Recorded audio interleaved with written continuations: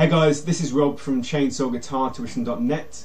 This is a new series I'm going to start called Theory for Idiots. The kind of thinking is, if I'm teaching at an idiot level and then your level of intelligence is here, then there's going to be less chance that you misunderstand what I'm talking about and more chance you actually learn something.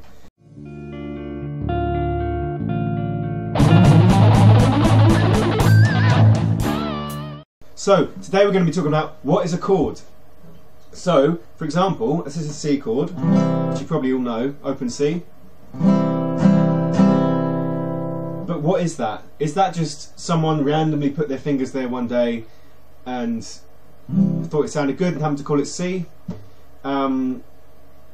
People just sitting around randomly putting their fingers on the guitar and going, oh, that's a new chord, I'll call it Steve.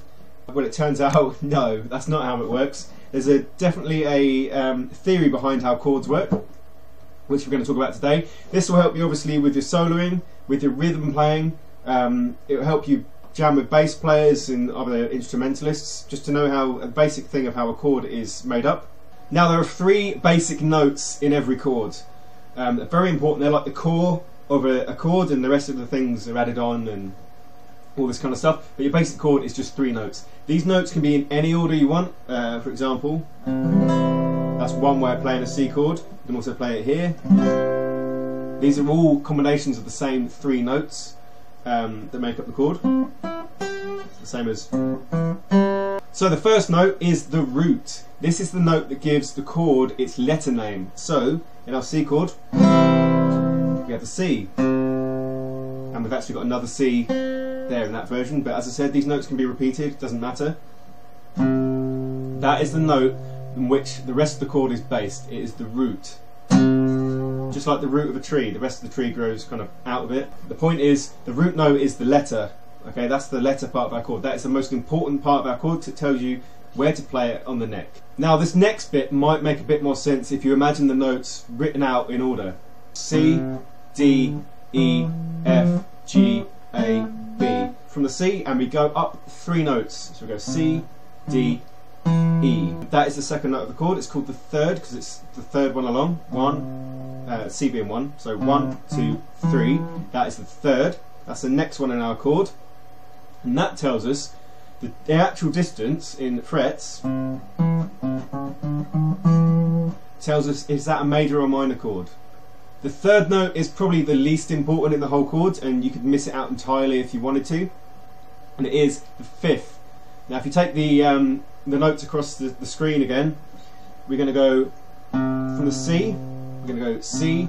That's 1. D, E, F, G. 1, 2, 3, 4, 5. So that's 5 notes, and that's given us the fifth. And if you notice the pattern as well, we're going 1, 3, 5. They're odd numbers, and we're skipping a note in between. It's every other note.